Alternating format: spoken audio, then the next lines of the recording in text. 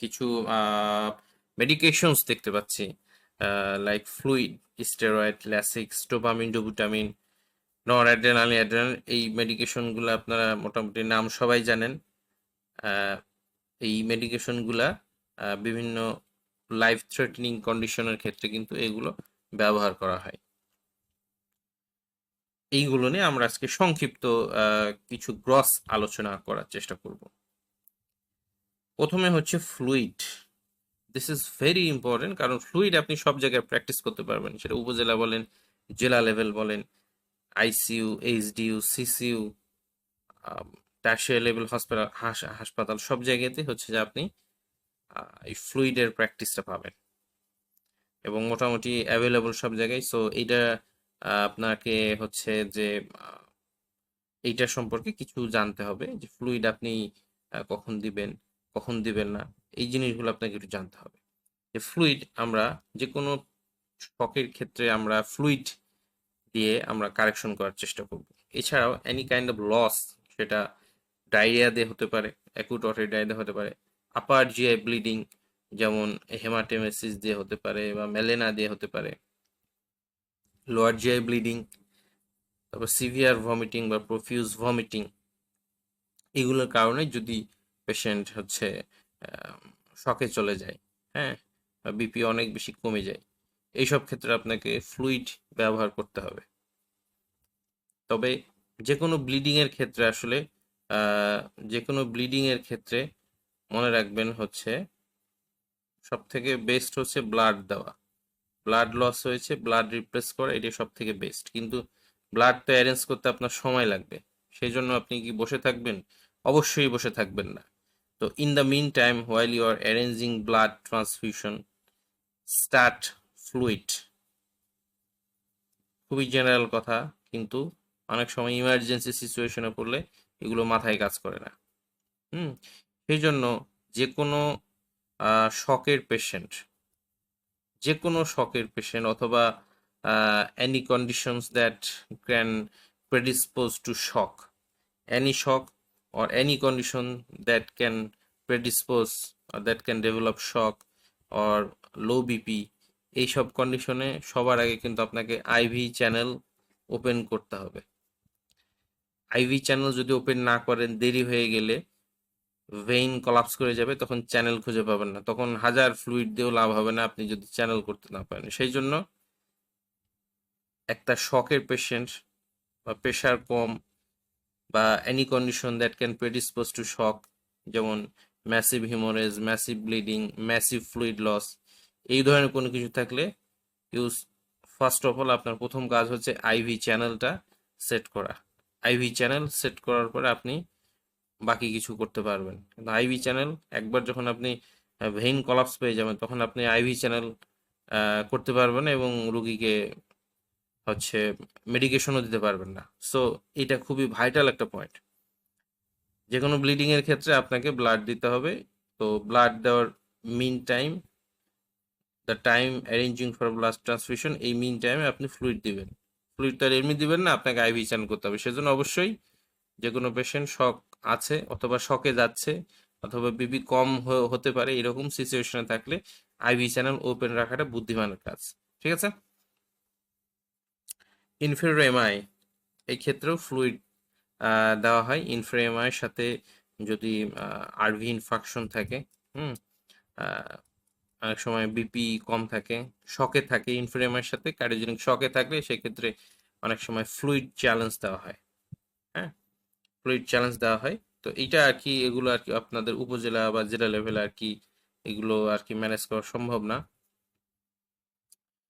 অনেক সময় দেখা এমনও জায়গায় আছে কিনা ইসিজি মেশিনই নাই। হ্যাঁ, আপনি ইনফ্লুয়েমা ডায়াগনোস করবেন কিভাবে? ইসিজি মেশিনই নাই। তো এইগুলো আর কি প্রবলেম।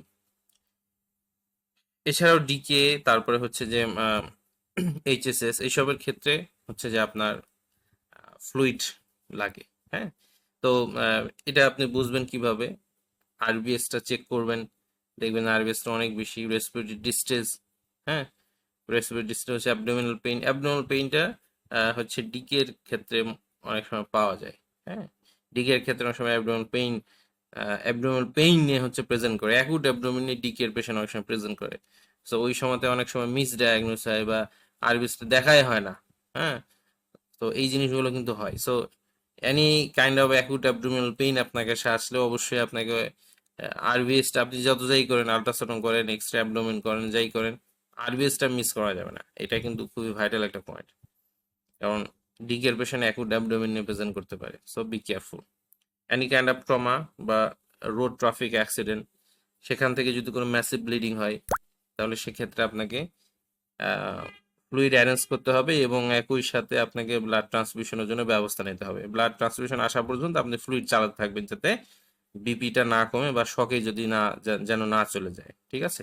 ফ্র্যাকচার, যে কোনো ফ্র্যাকচারে বিশেষ করে যে লং বোন ফ্র্যাকচার যেগুলো আছে, ফিমার ফ্র্যাকচার, হ্যাঁ, হিউমারাস ফ্র্যাকচার, এসব টিবিয়ার ফ্র্যাকচার, এসব বড় বড় যে বোনসগুলা বা যে কোনো ফ্র্যাকচার হলে কিন্তু আপনার ইন্টারনাল ব্লিডিং হওয়ার চান্স থাকে বা লোকাল সোয়েলিং এগুলো ডেভেলপ করে। সো এগুলো থাকলে আপনার বুঝতে হবে যে তার ইন্টারনাল ব্লিডিং হচ্ছে কিনা।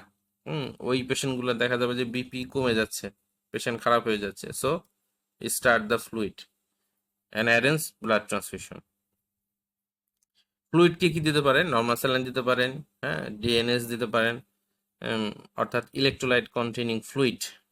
ইলেকট্রোলাইট কন্টেনিং ফ্লুইডগুলো আপনি দিতে পারেন। ঠিক আছে? এই ফ্লুইডগুলো মোটামুটি সব জায়গাতেই অ্যাভেলেবল আছে। তো এটা হচ্ছে প্রিলিমিনারি কথাবার্তা ফর ফ্লুইড। এটা আপনি সব জায়গায় প্র্যাকটিস করতে পারবেন। সো এটা অবশ্যই আপনাকে ভালোভাবে মাথায় রাখতে হবে যে আপনি ফ্লুইড দিবেন কখন।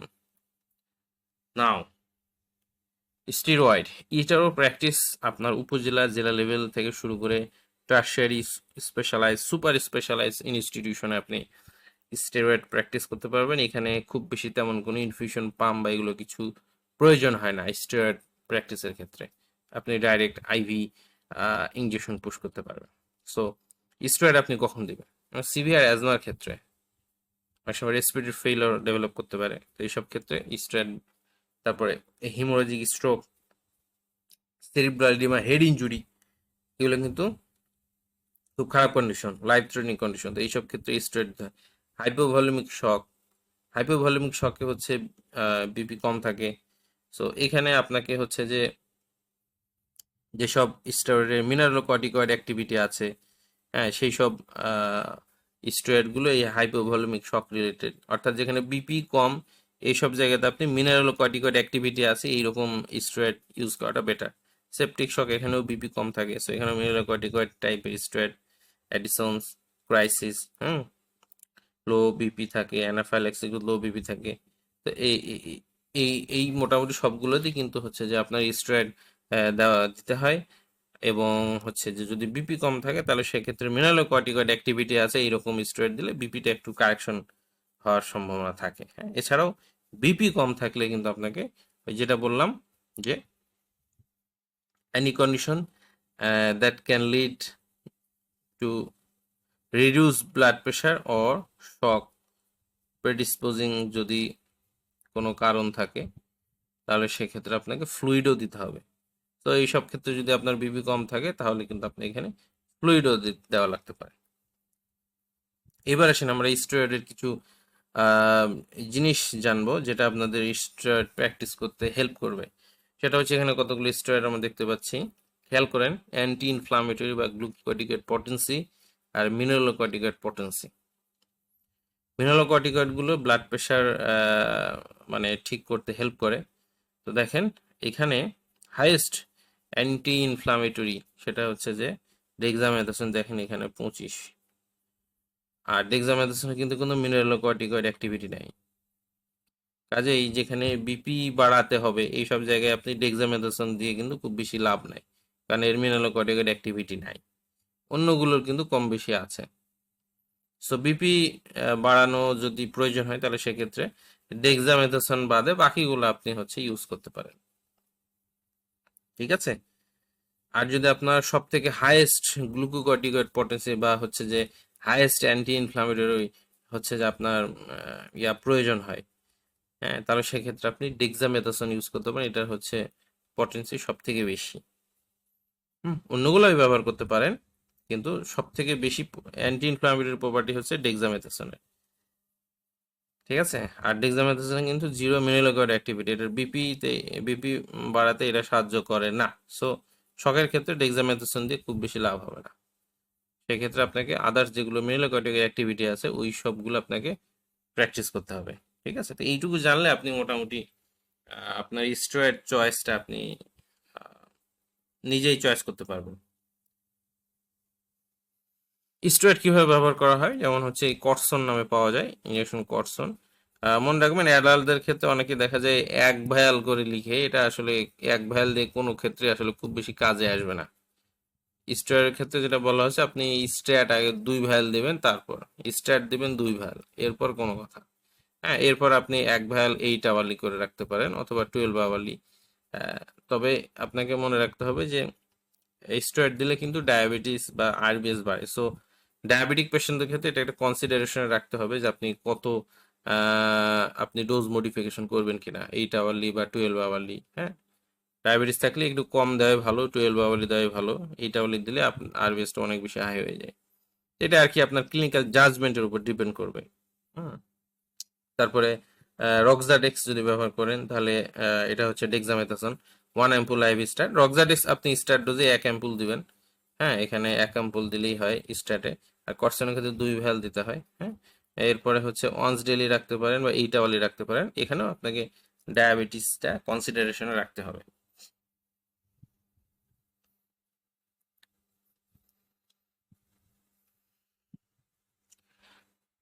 ল্যাসিক্স, এটাও আপনি হচ্ছে উপজেলা বা জেলা লেভেল আপনি এইটা প্র্যাকটিস করতে পারবেন। এটা সাধারণত পাওয়া যায়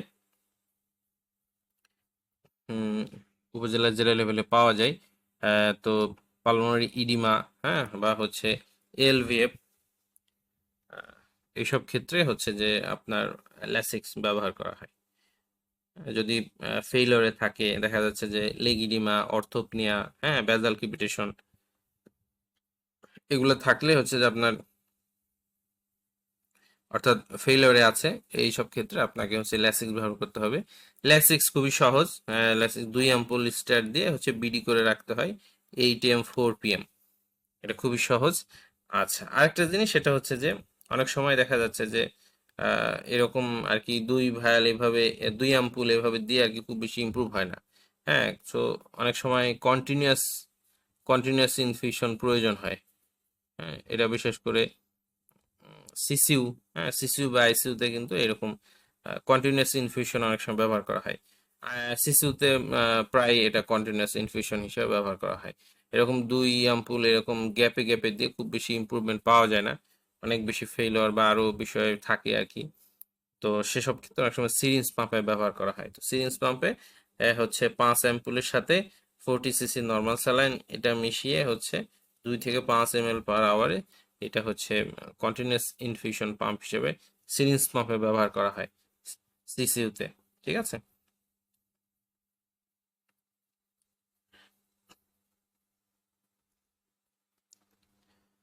ডোপামিন, ডোবুটামিন কার্ডিওজেনিক শকের ক্ষেত্রে আহ, খুব ভালো কাজ করে।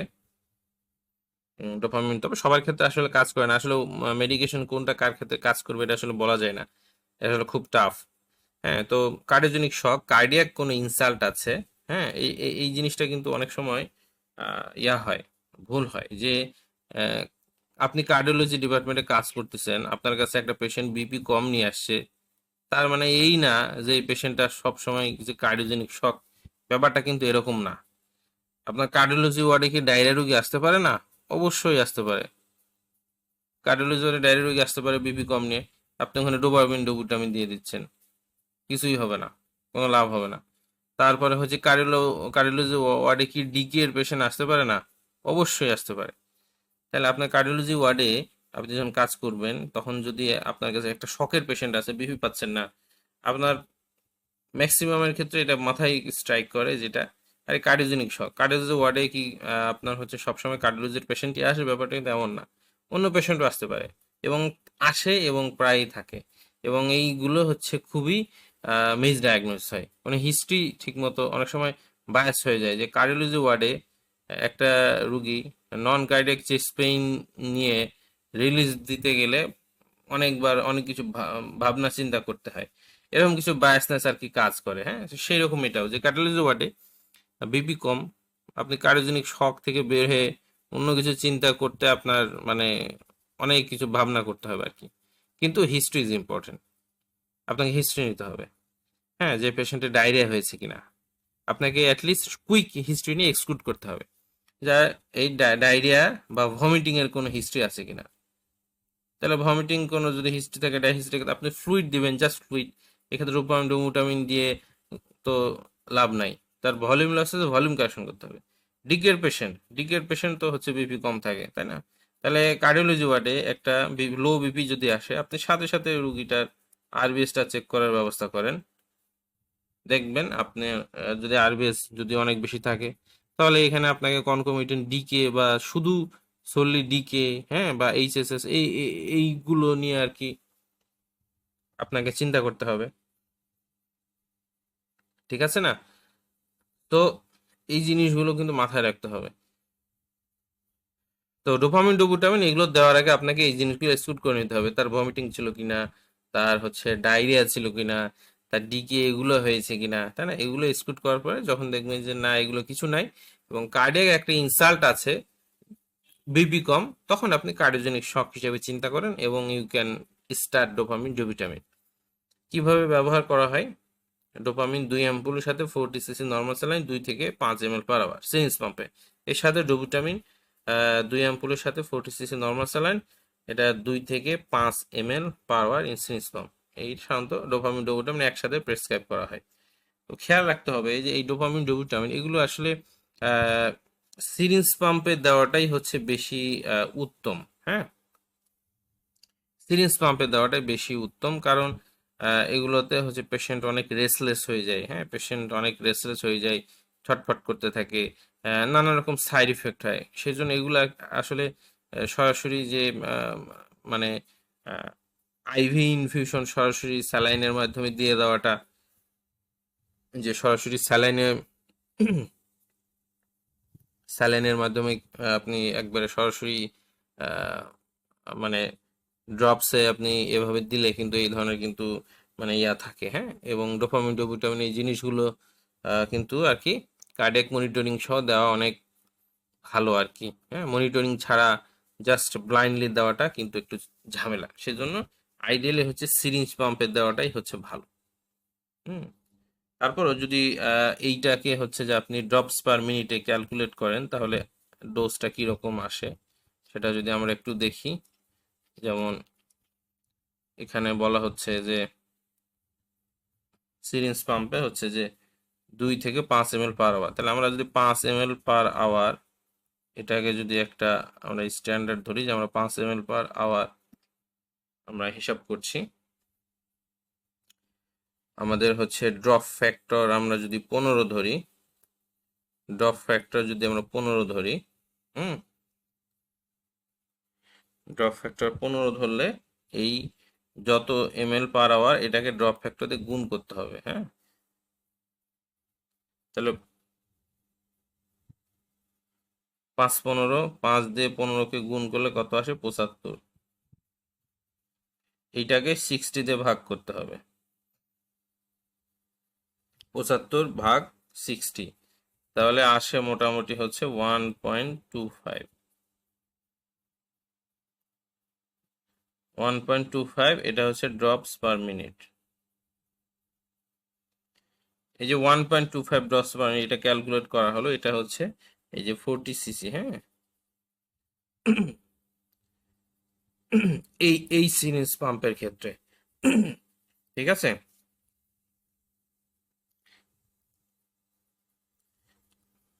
এখানে 2 অ্যাম্পুল হচ্ছে যে 2 অ্যাম্পুল মানে হচ্ছে যে আপনার 1 অ্যাম্পুলে হচ্ছে যে 5 ml থাকে, 1 অ্যাম্পুলে 5 ml থাকে, সো 2 অ্যাম্পুল মানে হচ্ছে এখানে 10 ml। তাহলে 10 ml এর সাথে আমরা এই যে 40 সিসি নর্মাল স্যালাইন যোগ করতেছি, অর্থাৎ তাহলে এখানে মোটামুটি আপনার 50 ml হচ্ছে যে আপনার নর্মাল স্যালাইন। হ্যাঁ, তা তাহলে 50 ml মোরাললেস আর কি 50 ml নর্মাল স্যালাইনকে আপনি হচ্ছে যে 5 ml পার আওয়ার যদি হিসাব করেন এই রেটে হচ্ছে সিরিঞ্জ পাম্পে দিবেন, অথবা যদি আপনি ড্রপে দিতে চান 50 ml নর্মাল স্যালাইনের সাথে 2 আম্পুল ডোপামিন মিক্স করে যদি ড্রপে দিতে চান, তাহলে ড্রপে হচ্ছে আপনাকে এই ড্রপে দিতে হবে 1.25 ড্রপ পার মিনিট, অর্থাৎ মিনিটে আপনি এটা কি বলবো 1.25 মানে 1 ফোঁটার একটু বেশি, আবার 1.5 ফোঁটারও কম, আপনি মোরাললেস আর কি 1-1.5 ফোঁটা পার মিনিট হিসাব করে আপনি এটা দিতে পারেন। এখানে 50 ml হচ্ছে যে আপনি 2 আম্পুল বা 40 ml 40 ml নর্মাল স্যালাইন আপনি 2 আম্পুল মিক্স করে সিরিঞ্জ পাম্পে দিলে এই রেটে দিবেন, আর যদি ড্রপে দেন তাহলে এই ড্রপে দিতে পারেন। ঠিক আছে, এইভাবে দেওয়া যায় আর কি। তো এই হচ্ছে মোটামুটি ডোপামিন ডোবিটামিন রিলেটেড কথাবার্তা। তবে মনে রাখতে হবে যে কার্ডিয়াক একটা ইনসাল্ট লাগবে এবং বিপি কম থাকে, তাহলে আপনার কার্ডিওজেনিক শক চিন্তা করুন, provided other causes have been excluded, অন্যান্য কজগুলো এক্সক্লুড করে কার্ডিয়াক সেটিংয়ে মানে কার্ডিয়াক ইনসাল্ট সেটিংয়ে শক আছে, তখন আপনি হচ্ছে এগুলো ব্যবহার করতে পারবেন। এগুলো উপজেলায় ব্যবহার করার সুযোগ নেই, এগুলো আপনার টারশারি লেভেলে সিসিউ আইসিউ এইসব জায়গাতে আপনার সুযোগ আছে। তাছাড়া উপজেলা লেভেল ডোপামিন ডোপিটামিন অনেক জায়গায় পাওয়া যেতেও পারে। হ্যাঁ, এই হচ্ছে ঘটনা। নর অ্যাড্রেনালিন অনেক সময় দেখা যায় ডোপামিন ডোপিটামিন অনেক সময় কাজ করে না, হ্যাঁ দিয়েও হচ্ছে অনেক সময় কাজ করে না, তো সেসব ক্ষেত্রে তখন কার্ডিওজেনিক শকে অনেক সময় এই হচ্ছে যে আপনার কি বলে সিরিঞ্জ পাম্পে হচ্ছে যে নর অ্যাড্রেনালিন প্রেসক্রাইব করা হয়।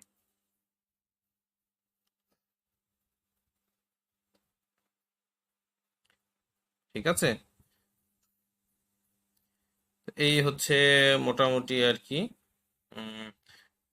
নর অ্যাড্রেনালিন এখানে 2 আম্পুল 40 cc মিক্স করে এই রেটে হচ্ছে দিতে পারেন। এটাও হচ্ছে যে আপনার উপজেলা যেভাবে প্র্যাকটিস করার সুযোগ নেই, সিসিউ আইসিউ বা টারশারি লেভেলে আপনার এটা প্র্যাকটিস করার সুযোগ আছে। অ্যাড্রেনালিন এরপরেও যদি কারেকশন না হয়, তখন হচ্ছে যে আমরা অ্যাড্রেনালিন স্টার্ট করতে পারি ফর কার্ডিওজেনিক শক। সেক্ষেত্রে অ্যাড্রেনালিন 2 আম্পুলের সাথে 48 cc নর্মাল স্যালাইন মিক্স করে 2 to 5 ml per hour syringe pump.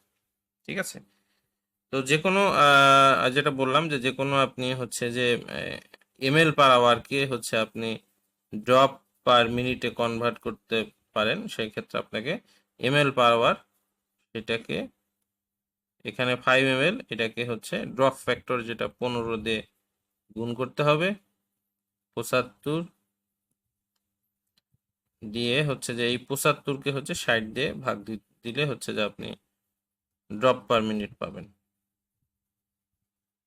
ঠিক আছে, তাহলে এই ক্ষেত্রে আমরা যদি এইভাবে মিক্স করি, তাহলে আমাদের এর সিরিঞ্জ পাম্পের রেট হবে এটা, আর যদি ড্রপ পার মিনিট করি তাহলে এইভাবে আপনাকে ক্যালকুলেট করে বের করতে হবে ড্রপ পার মিনিট কিভাবে দিবেন। ঠিক আছে, তবে মিক্সার কিন্তু এইটা এইভাবে আপনাকে মিক্স করতে হবে। হ্যাঁ, একদম যে এক্সাক্ট যে এইরকম একদম তা না, কম বেশি কিছু হতে পারে, হ্যাঁ কম বেশি প্লাস মাইনাস কিছু হতে পারে, ওরকম এক্সাক্ট ফ্লুইড আর কি ওইভাবে কিন্তু ক্যালকুলেট করা হয় না, অ্যাজাম্পশন করে আপনাকে কাছাকাছি একটা অ্যামাউন্ট নিয়ে আর কি রাউন্ড ফিগার করে দিলেই হবে আর কি। এছাড়াও অ্যাড্রিনালিন কখন কখন ব্যবহার করা হয়, যদি কোনো অ্যানাফাইল্যাক্সিস হয় তাহলে সেক্ষেত্রে আপনাকে অ্যাড্রিনালিন ব্যবহার করতে হবে। এই ক্ষেত্রে 0.3 ml অথবা 0.5 ml আইএম দিতে হয় অ্যাড্রিনালিন। ঠিক আছে, অ্যাডিনোসিন এটাও একটা হচ্ছে গুরুত্বপূর্ণ ডেঞ্জারাস ড্রাগ, এটা হচ্ছে যে এসভিটির ক্ষেত্রে ব্যবহার করা হয়।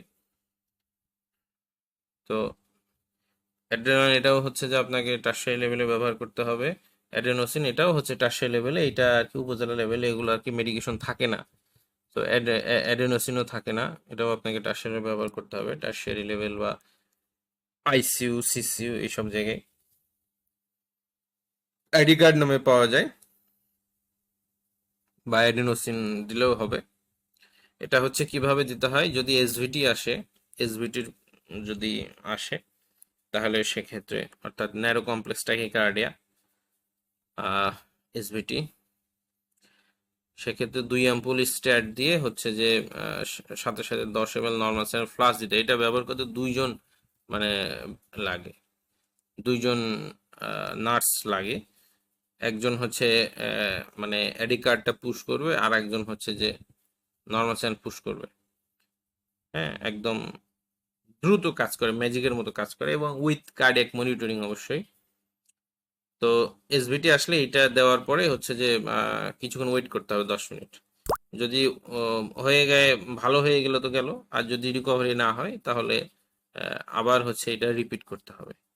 এরপর আবার ওয়েট করে দেখতে হবে যে রিকভার করছে কিনা। যদি এরপর রিকভার না করে তাহলে সেক্ষেত্রে ভ্যারাকাল ইঞ্জেকশন, ভ্যারাকাল এটা হচ্ছে 1 অ্যাম্পুল আইভি 2 মিনিট ধরে দিতে হবে। এরপরে যদি 30 মিনিটস ওয়েট করতে হবে, যদি রিকভারি না হয় তারপরে হচ্ছে যে আবার 1 অ্যাম্পুল দিতে হবে আর কি। হ্যাঁ, তো এর মাঝে আর কি কারেকশন হয়ে যায়। সাধারণত অ্যাডিনোসিন একবার দুইবার দেওয়ার পরে অনেক সময় কারেকশন হয়ে যায়, অনেক সময় হয় না। সেক্ষেত্রে ভ্যারাপামিল দিলে আর কি ভালো রেসপন্সও পাওয়া যায়। তো ভ্যারাকালো হচ্ছে এটাও একটা গুরুত্বপূর্ণ ডেঞ্জারাস ড্রাগ। এখানে আমরা দেখতে পেলাম যে এসভিটির ক্ষেত্রে এটা কিন্তু একটা ইম্পর্টেন্ট অপশন। ঠিক আছে, এগুলো ডেঞ্জারাস ড্রাগস, এগুলো হচ্ছে যে সব জায়গায় প্র্যাকটিস করার সুযোগ নেই। অ্যামিডোরন, ভিটির ক্ষেত্রে অ্যামিডোরন দিতে হয় যদি পেশেন্ট হিমোডাইনামিক স্টেবল থাকে, তাহলে সেক্ষেত্রে অ্যামিডোরন অ্যামিডোরন দিতে হয়। ভিটি এটা হচ্ছে হোয়াইট কমপ্লেক্স ট্যাকিকার্ডিয়া। আর ভিটিতে শকও দেওয়া লাগে, যদি পেশেন্ট হিমোডাইনামিক আনস্টেবল থাকে তাহলে সেক্ষেত্রে ভিটিতে শক দিতে হয়, আর যদি স্টেবল থাকে সেক্ষেত্রে অ্যামিডোরন দেওয়া যায় আর কি। হ্যাঁ, অ্যামিডোরন ইঞ্জেকশন, অ্যামিডোরন এটা হচ্ছে কিভাবে দিতে হবে, ভিটিতে 2 অ্যাম্পুল আইভি স্ট্যাট দিতে হবে। ঠিক আছে, এরপরে হচ্ছে যে সিরিঞ্জ পাম্পে দিতে হবে 6 অ্যাম্পুল অ্যামিডোরনের সাথে 27 সিসি 5% ডিএ, এটা মিক্স করতে হবে। মিক্স করে 3 ml/hour রেটে হচ্ছে দিতে হবে। ঠিক আছে, 3 ml/hour রেটে দিতে হবে ফর 6 আওয়ার। এরপরে হচ্ছে 1.5 ml/hour করে 18 আওয়ার দিতে হবে সিরিঞ্জ পাম্প। ঠিক আছে,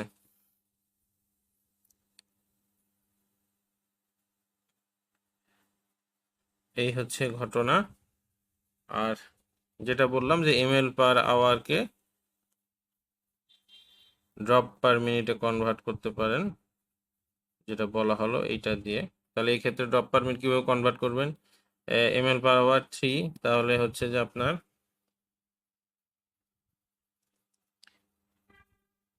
3-তে হচ্ছে আপনি যদি ড্রপ ফ্যাক্টর যদি 15 ধরেন, তাহলে 3 × 15 = 45, 45/60, অনেক কম হয়ে যাচ্ছে আর কি। তো ড্রপ ফ্যাক্টর যদি একটু বেশি ধরেন, এক্ষেত্রে যদি 20 ধরেন, হ্যাঁ, ড্রপ ফ্যাক্টর হচ্ছে 15 বা 20 আপনি সুবিধা মতো ধরতে পারবেন আর কি, আপনার হিসাবের সুবিধার জন্য। এক্সাক্ট তো ওইভাবে আসলে ইয়া করা মুশকিল, সেই জন্য আর কি সিরিঞ্জ পাম্পে হচ্ছে আর কি বেটার। হ্যাঁ, এই জন্য বলা হচ্ছে যে এগুলো আর কি সিরিঞ্জ পাম্প ছাড়া দেওয়া মুশকিল আর কি। আহ, আপনার ইয়াটা খুব ভালো হয় না আর কি, এবং এগুলো সাইড ইফেক্টও অনেক, সেজন্য সিরিঞ্জ পাম্পে এগুলো দেওয়াটা সেফ। তো যদি আপনি এখানে 3 ml যদি ধরেন, তাহলে 3 ml এর সাথে যদি আপনি 20 ধরেন ড্রপ ফ্যাক্টর, হ্যাঁ, 20 ধরলে হচ্ছে যে আপনি হচ্ছে 60 পাচ্ছেন। 60, এটাকে 60 দিয়ে ভাগ, তাহলে হচ্ছে যে 1 ড্রপ পার মিনিট আর কি। হ্যাঁ, তাহলে মিক্স করতে হবে এইভাবে। হ্যাঁ, এইভাবে মিক্স করে আপনি সিরিঞ্জ পাম্প থাকলে এইভাবে দিবেন, আর যদি দেখা যায় সিরিঞ্জ পাম্প না থাকে তাহলে আপনি এইভাবে 1 ড্রপ পার মিনিট আর কি দিতে পারেন আর কি। হ্যাঁ, আবার এইটা এইটা আর কি ভেজাল হয়ে যাবে আর কি ইয়া ছাড়া। এই জন্য আর কি সিরিঞ্জ পাম্পে দেওয়াটা আইডিয়াল। আমরা এটা চেষ্টা করছি যে কিভাবে ml/hour-কে ড্রপ পার মিনিটে কনভার্ট করা যায়, সেটা আর কি আপনাদের একটা আইডিয়া দিলাম আর কি। আমরা ড্রপ ফ্যাক্টর এই যে যেটা 20 বা 15, আপনি 15 দিয়েও গুণ দিতে পারেন ml/hour-কে, অথবা 20 দিয়েও গুণ দিতে পারেন আর কি, সুবিধা মতো একটা নিয়ে আপনি হিসাব করতে পারেন। তো এটা হচ্ছে অ্যামিডোরন। নেক্সট হচ্ছে atropine, very important drug. Patient, এই ধরনের পেশেন্ট দেখা যাচ্ছে পেতে পারেন। অ্যাট্রোপিন আপনার উপজেলা বা জেলা লেভেলে প্র্যাকটিস করার সুযোগ আছে। যদি থাকে, অ্যাভেলেবল থাকে, তাহলে সেক্ষেত্রে আপনি ডাইরেক্ট হচ্ছে দিয়ে দিতে পারবেন আইভি। হ্যাঁ, এখানে আপনার সিরিঞ্জ পাম্প দরকার নাই। সেজন্য এটা আপনি, যদি আপনার পেশেন্ট, আপনি ইমার্জেন্সিতে আসেন, ব্র্যাডিকার্ডিয়া বা এক্সট্রিম ব্র্যাডিকার্ডিয়া নিয়ে আসছে, হ্যাঁ, হার্ট রেট খুবই কম, আপনার হাতে কিছুই নেই, আপনাকে তাহলে কিছু তো করতে হবে। আপনি অ্যাট্রোপিন, হ্যাঁ, injection atropine 2 ampoule IV stat দিয়ে দেন, দিয়ে রুগীটা রেফার করে দেন। হুম, কারণ এর ব্র্যাডিকার্ডের অনেক কারণ থাকতে পারে। হ্যাঁ, সেটা ড্রাগ ইনডিউস হতে পারে, এমআই হতে পারে, হ্যাঁ, আরো অনেক কিছু হতে পারে। তো এই এরকম ব্র্যাডিকার্ডিয়া হলে টারশিয়ারি লেভেল বা সিসিউতে হচ্ছে যে আমরা টেম্পোরারি পেসমেকার করে দিই। হ্যাঁ, টেম্পোরারি পেসমেকার দিয়ে রুগীটা সাপোর্টে থাকে, নাহলে এই ধরনের পেশেন্ট যে কোনো সময় অ্যারেস্টে চলে যায়। তো ওই টেম্পোরারি তো আর উপজেলা লেভেলে সম্ভব না। তো সেখানে আপনি কি করবেন, আপনি অ্যাট্রোপিন দিয়ে আপনি রুগীটা হচ্ছে যে শিফট করে দেন বা হচ্ছে রেফার করে দেন টারশিয়ারি লেভেলে বা মেডিকেল কলেজে। আচ্ছা, রিপিট করা যায়। হ্যাঁ, অ্যাট্রোপিন আপনি একবার 2 অ্যাম্পুল দিলেন, কাজ হলো না, আপনি আবার 2 অ্যাম্পুল এভাবে রিপিট করতে পারেন। হ্যাঁ, তবে মনে রাখবেন যে টোটাল 3 মিলিগ্রাম অ্যাট্রোপিন আপনি দিতে পারবেন, এর বেশি আর কি দিয়ে খুব বেশি লাভ নাই। সো টোটাল 3 মিলিগ্রাম পর্যন্ত আপনি অ্যাট্রোপিন দিতে পারবেন। এরপরেও যদি দেখা যাচ্ছে যে অ্যাট্রোপিন দিয়ে খুব বেশি লাভ হচ্ছে না, তাহলে সেক্ষেত্রে তখন আইসোপ্রেনালিন হচ্ছে আর একটা গুরুত্বপূর্ণ ড্রাগ। আইসোপ্রেনালিন আমরা দিতে পারি। এক্ষেত্রে 2 অ্যাম্পুল সাথে 40 CC normal saline 2 to 5 ml in syringe pump. ঠিক আছে, সিরিঞ্জ পাম্প, অবশ্যই সিরিঞ্জ পাম্প। আইসোপ্রেনালিন পাচ্ছে সিরিঞ্জ পাম্প। হ্যাঁ, এবং এগুলো রোগীর হচ্ছে মনিটরিং লাগে। হ্যাঁ, মনিটরিং লাগে। কারণ এই আইসোপ্রেনালিন দেওয়ার পরে দেখা যাচ্ছে এর রেট আবার এত বেশি বেড়ে যায়, আবার ঝামেলা হয়ে যায়। সো এগুলো আর কি মনিটরিং ছাড়া কি দেওয়া খুব মুশকিল। হ্যাঁ, so syringe pump is very important for prescribing this dangerous drugs. ঠিক আছে, সো দিস ইজ আইসোপ্রেনালিন। তাহলে আমরা ইনিশিয়ালি আমরা অ্যাট্রোপিন দিব। অনেক সময় শিশুতে যেটা করা হয় যে অ্যাট্রোপিন এবং অনেক বেশি ব্র্যাডিকার্ডিয়া থাকলে অ্যাট্রোপিন আইসোপ্রেনালিন একসাথে দিয়ে দেওয়া হয়। ওইভাবে আর কি ওয়েট করা হয় না, একসাথে 2 অ্যাম্পুল স্টার্ট দিয়ে তারপরে হচ্ছে যে আইসোপ্রেনালিন সিরিঞ্জ মাপে স্টার্ট করে দেওয়া হয়। হ্যাঁ, until the temporary pacemaker can be done. আর যদি দেখা যাচ্ছে টেম্পোরারি পেসমেকার ফ্যাসিলিটি আছে, হ্যাঁ, তাহলে সেক্ষেত্রে যদি সম্ভব হয় তাহলে টেম্পোরারি পেসমেকার করে দেওয়া যায়। ঠিক আছে,